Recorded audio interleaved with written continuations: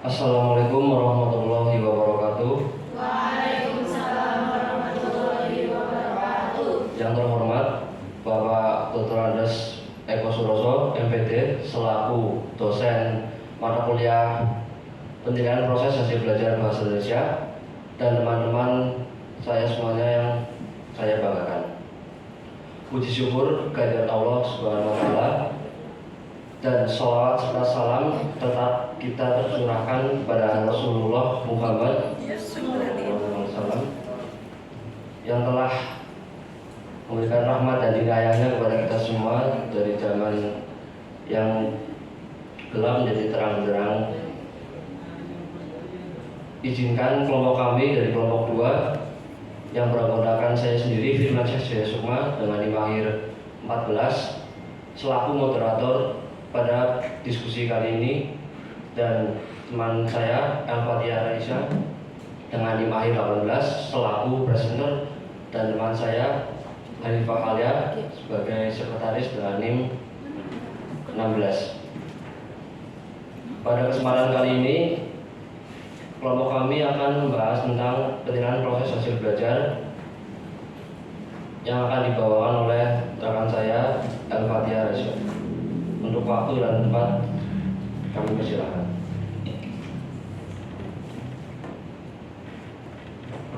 Assalamualaikum warahmatullahi wabarakatuh.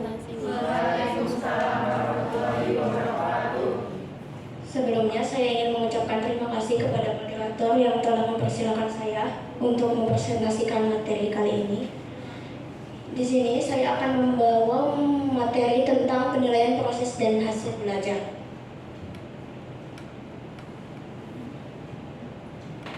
Pengertian penilaian proses dan hasil belajar menurut para ahli. Pertama, menurut Permendikbud RI nomor 53, menjelaskan bahwa penilaian hasil belajar dari guru dapat dikatakan sebagai kegiatan penghimpunan atau berbasis bukti tentang siswa, dapat mencapai kompetensi, sikap, pengetahuan, keterampilan pada pembelajaran yang dilaksanakan berdasarkan perencanaan yang dibuat dan dilakukan secara tersistem, baik ketika mengikuti kegiatan pembelajaran maupun setelahnya. Perhimpunan informasi di sini berarti dapat bermaksud tentang kegiatan mengumpulkan informasi yang cakupannya itu kompetensi siswa yang didasarkan perencanaan dibuat, maksudnya adalah RPP yang telah disusun oleh guru. Kemudian dari pendapat yang kedua, yaitu Mustafa, pada tahun 2021 dari halaman ke-24 sampai ke-29, penilaian pendidikan dalam hasil belajar adalah proses pengumpulan dan pengolahan informasi untuk mengukur pencapaian hasil belajar peserta didik. Maksudnya adalah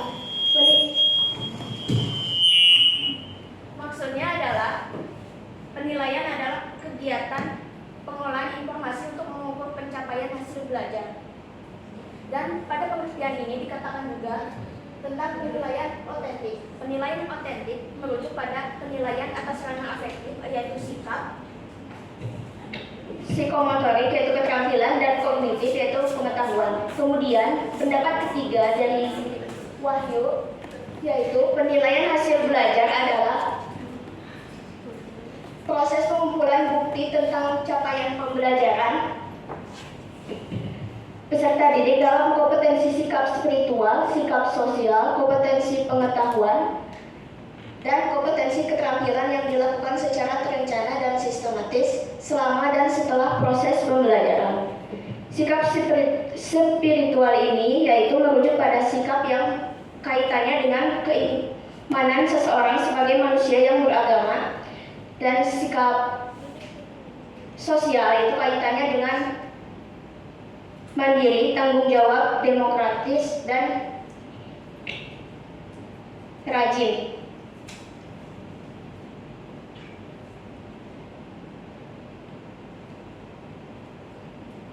Kemudian ada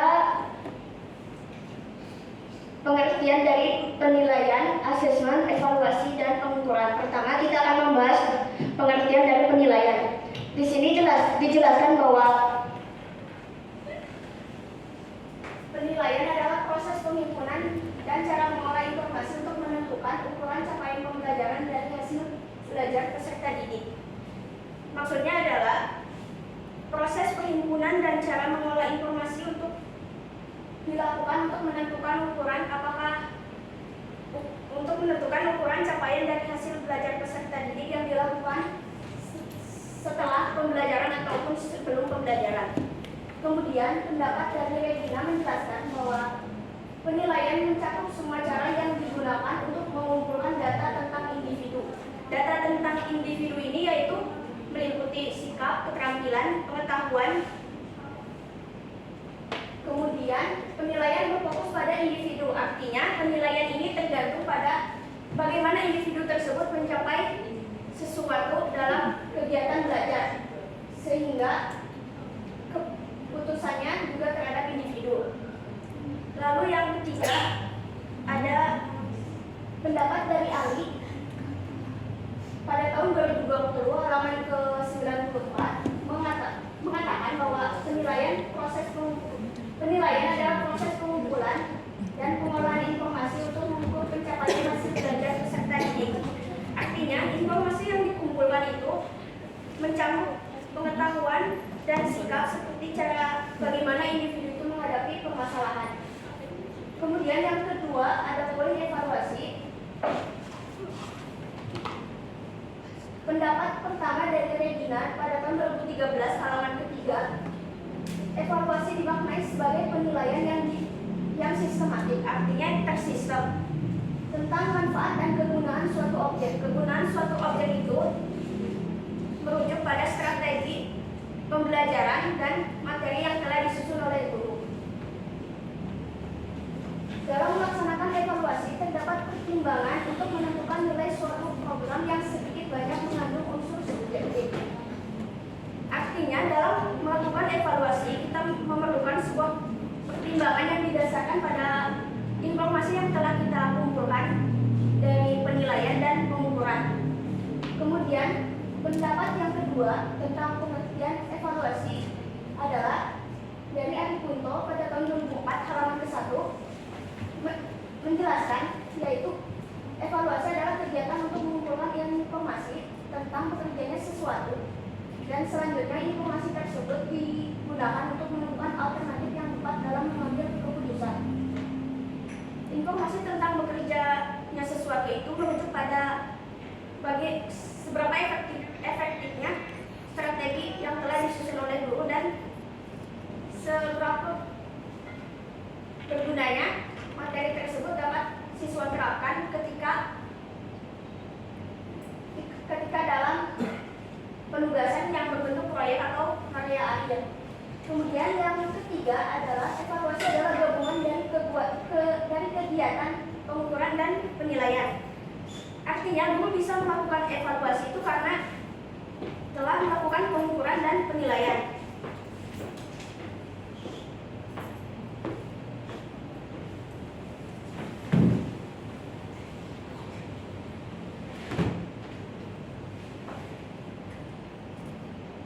Kemudian asesmen. Menurut Mujibur Rahman pada tahun 2023 halaman ke-44, asesmen merupakan bagian integral atau bagian yang tidak terpisahkan dari pembelajaran, memfasilitasi pembelajaran dan memberikan informasi yang komprehensif sebagai umpan balik pada guru, siswa, orang tua, wali untuk membimbing siswa dalam menentukan strategi atau teknik pembelajaran ke depannya.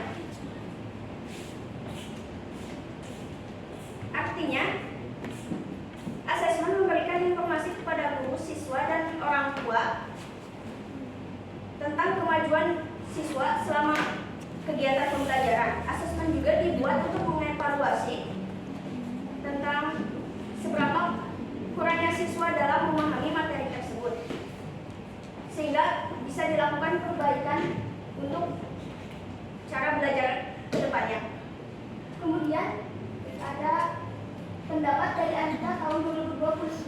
halaman 461. Asesmen adalah suatu proses pengamatan, pencatatan, pendokumentasian semua aktivitas kinerja karya siswa dan bagaimana ia melakukan sebagai dasar pengambilan keputusan pendidikan anak yang berguna bagi peserta didik. Maksudnya adalah asesmen disebut sebagai kegiatan guru dalam mengamati. Tapi dalam mengamati di sini bukan berarti guru hanya sekedar melihat tanpa melakukan pencatatan seperti kinerja apa saja yang telah siswa lakukan dalam kegiatan belajar tersebut. Mengapa hal itu dilakukan? Untuk sebagai pertimbangan pengambilan keputusan.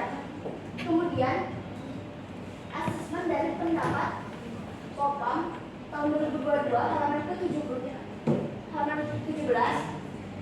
Asesmen dalam pendidikan adalah suatu proses atau upaya terstruktur untuk mengumpulkan data tentang faktor-faktor belajar yang krusial sebagai masukan bagi keputusan guru untuk meningkatkan hasil dan proses belajar. Pada pendapat ini disebutkan bahwa asesmen itu adalah upaya terstruktur, artinya tersistem, dilakukan ketika pembelajaran berlangsung. Kemudian dijelaskan juga kumpulan data tentang faktor belajar yang krusial. Sebelumnya pada semester sebelumnya kita pernah belajar tentang faktor belajar krusial atau faktor-faktor belajar yang dianggap penting. Yang pertama meliputi motivasi, kompetensi dasar, strategi pembelajaran, cara mengajar, penggunaan media pembelajaran. Kemudian pengertian dari pengukuran. Menurut pendapat Rina pada tahun 2019 halaman ke-4, pengukuran merupakan proses penetapan ukuran terhadap suatu gejala menurut aturan tertentu. Artinya pengukuran itu adalah penetapan angka dari proses yang telah dilakukan peserta didik. Kemudian lalu pengukuran menurut pendapat Regina tahun 2013 halaman pertama dijelaskan bahwa kegiatan pengukuran adalah kegiatan atau upaya yang dilakukan untuk memberikan angka-angka pada suatu gejala, peristiwa, benda, sehingga hasil pengukuran selalu berupa angka. Gejala di sini mengacu pada tindakan siswa, peristiwa mengacu pada proses siswa dalam belajar, dan benda mengacu pada media pembelajaran yang digunakan guru selama mengajar. Kemudian ada yang terakhir, menurut pendapat Mujibur Rahman pada tahun 2023 halaman 40, pengukuran dimaknai sebagai sebuah aktivitas yang dilakukan guna memberikan angka pada suatu peristiwa atau benda sehingga hasil pengukuran berupa angka. Dari tiga pendapat tersebut dapat disimpulkan bahwa pengukuran itu adalah pemberian nilai yang berupa angka.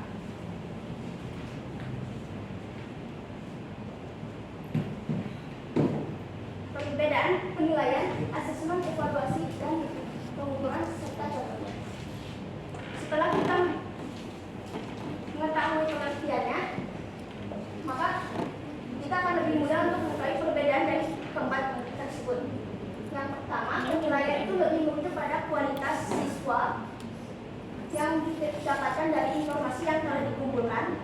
Evaluasi itu merujuk pada peninjauan atau perbandingan informasi yang telah didapatkan dari hasil pengukuran dan penilaian.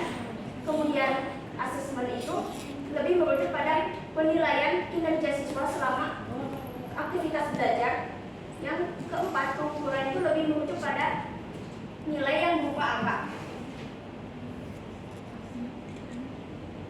Lalu hal-hal apa yang harus diperhatikan dalam penilaian proses dan hasil belajar? Yang pertama ada aspek sikap.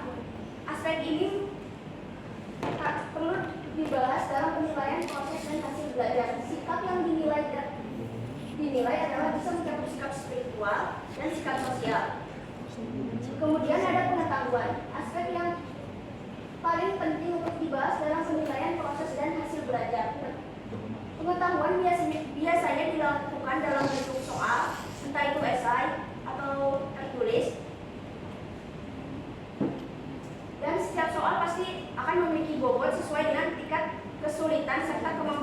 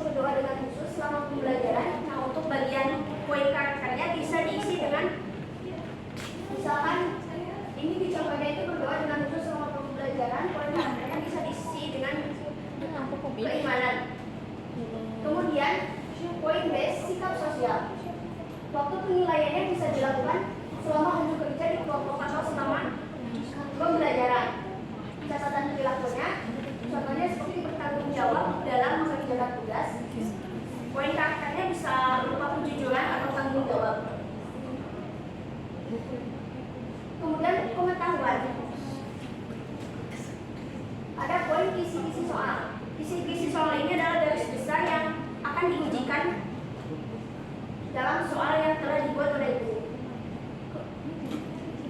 Mengikuti nomor kompetensi dasarnya yaitu menganalisis unsur-unsur pembangun puisi dalam kumpulan puisi, materinya puisi, kelas 7 semester 1. Indikator ada soalnya itu merujuk pada poin-poin atau gambaran tujuan pembelajaran yang akan diujikan.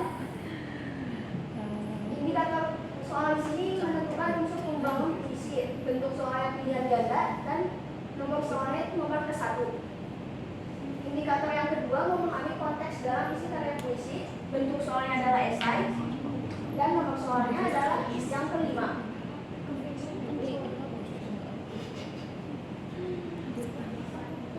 Kemudian, setiap soal pasti akan memiliki bobot. Seperti soal pertama, apa tema yang diangkat dalam puisi tersebut? Akan dikenai dengan skor 4. Kemudian soal yang kedua, jelaskan makna dari puisi tersebut. Akan dikenai dengan skor 2. Untuk penentuan skor akhirnya bisa dilakukan dengan rumus nilai skor yang dicapai dibagi skor maksimal dikali 100. Untuk bagian keterampilan bisa berbentuk proyek, seperti misalkan setiap kelas terbagi atas berbagai kelompok. Di sana siswa akan membuat sebuah proyek. Contoh bisa kita ambil contohnya yaitu pameran karya. Setiap karya akan dipajang di dalam kelas, dan setelah pameran tersebut selesai dilakukan, maka setiap siswa akan memberikan nilai pada hasil proyek yang dilakukan.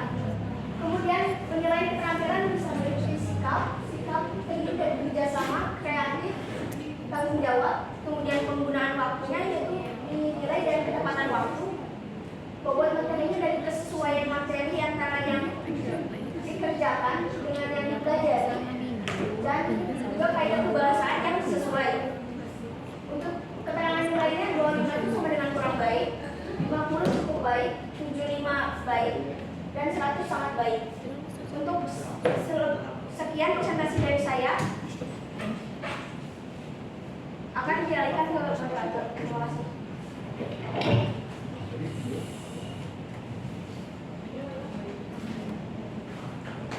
Baik, untuk sesi selanjutnya itu sesi tanya jawab.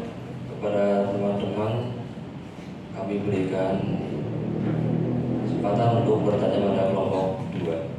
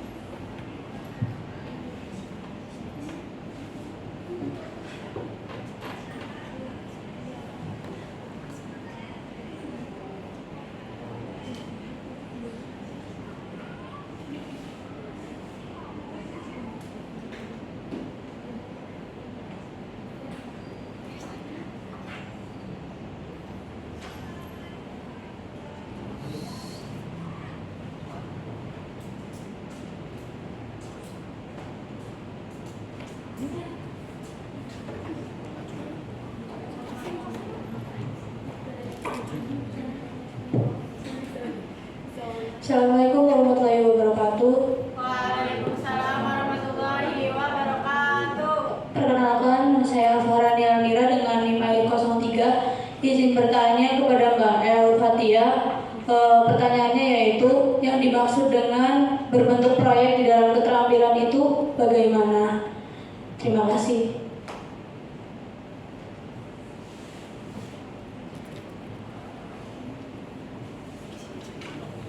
Penanya berikutnya dipersilakan.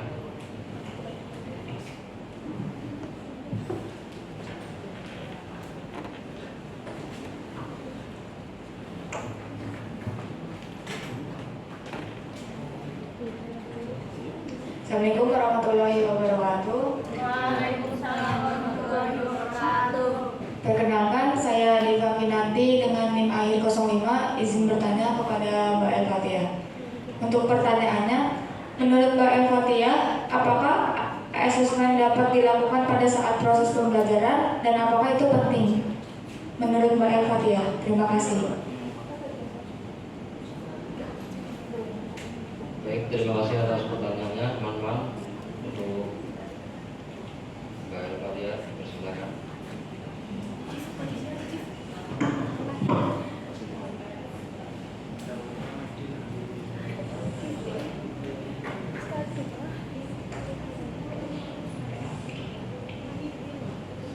Saya akan menjawab pertanyaan dari Mbak Fahrani, yaitu apa yang dimaksud proyek dalam bentuk keterampilan. Proyek dalam bentuk keterampilan itu tentu beragam ya, bisa disesuaikan dengan kreativitas guru. Misalkan kita ambil salah satu contoh materi tentang berita. Kan di dalam berita itu ada pasti meliputi struktur, entah itu kebahasaannya, ciri khasnya. Nah, proyeknya itu bisa dibuat berbentuk, misalkan setiap siswa itu dibagi berbagai kelompok. Setiap kelompok itu terdiri dari 3 orang. Dan proyeknya sendiri, siswa menganalisis sebuah berita terbaru. Misalkan kita ambil berita yang pada tahun 2023. Di sana siswa harus menganalisis tentang struktur, kaidah kebahasaannya, ciri khas yang menjadi pembeda mengapa berita itu berbeda dengan materi seperti cerpen atau puisi. Nah, setelah dibuat analisisnya, bisa kita buat seperti peta mind mapping, dijelaskan detail-detailnya. Kemudian setelah selesai akan dipamerkan ke setiap sudut-sudut kelas. Nanti setiap kelompok itu diberi beberapa kertas berwarna untuk dijadikan penilaian. Misalkan warna merah itu menandakan bahwa mind mapping ini cukup sangat menarik, warna biru menandakan cukup, warna hitam kurang menarik. Seperti itu. Bagaimana Mbak Farani, apakah jawaban saya ada yang kurang? Sudah cukup, terima kasih Mbak El. Kemudian pertanyaan dari Mbak Diva, yaitu apakah asesmen yang dilakukan dalam pembelajaran dan apakah itu penting? Asesmen itu sangat penting ya Mbak, yaitu untuk mengetahui kinerja siswa itu seperti apa, juga membantu guru dalam memahami kekurangan siswa dan juga kelebihannya. Jika tidak ada asesmen, bagaimana cara guru menilai dan memberikan perbaikan pada cara belajar siswa? Bagaimana jadi Mbak?